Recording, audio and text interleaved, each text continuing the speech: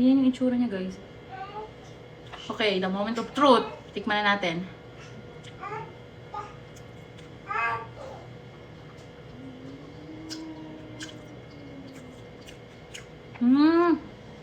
Masarap siya. Pwede lang siya i-judge.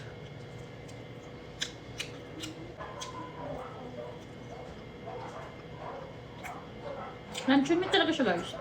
Pero hindi siya ganun kaalat. Sakto lang. Yung lalagyan niya. Pero siguro mas masarap to kapag initin. Kasi tayo mga Pinoy, sanay tayo yung sa mga niluluto talaga na luncheon meat. So ito hindi naman to gawa dito sa Pilipinas. Kaya bago talaga ito para sa atin. Pero kung natatrabaho kayo, gusto niyo magbaon, madali kayo, ganito na, bitbitin niyo na lang kagad. At saka guys, high din to siya sa protein. So, pasok nito siya sa mga nagda-diet. May kanin pala ako dito. Nag-review kasi ako kanina ng laing, kaya ganyan yun. Akala ko na masarap kasi nga, hindi na siya niluluto. Pero, okay na siya. Sarap siya.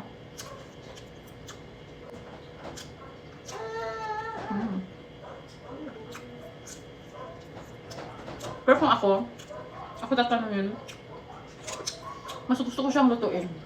Yung amoy niya parang, dapat talaga siyang lutuin. Yung amoy niya kasi para sa akin parang nalalangsahan ako. Hindi naman siya babaho. Nalalangsahan na talaga ako sa amoy niya. Pero, yung lasa niya, luncheon meat talaga.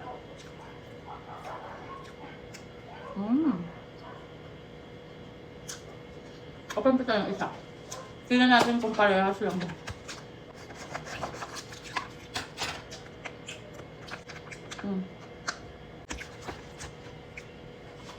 Tikman natin kung parehas ng lasa. Parehas lang. Sarap din.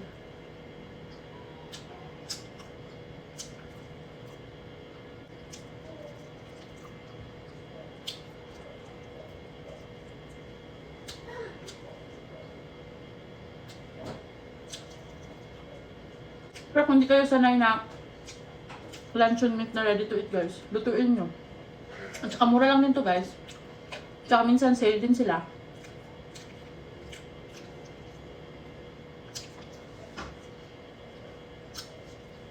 Kung gusto nyo palang initin, guys, huwag nyo siyang iinitin kasama tong kanyang lalagyan. Huwag nyo siyang ilalagay sa microwave dahil hindi to siya pwedeng ilagay sa microwave. Kung gusto nyo, tanggalin nyo muna tong lalagyan niya. Pwede nyo naman siyang prituhin, initin, pero pwede nyo rin siyang kainin na siya agad. So kung gusto nyo rin to matikman, guys, click yellow basket, order na!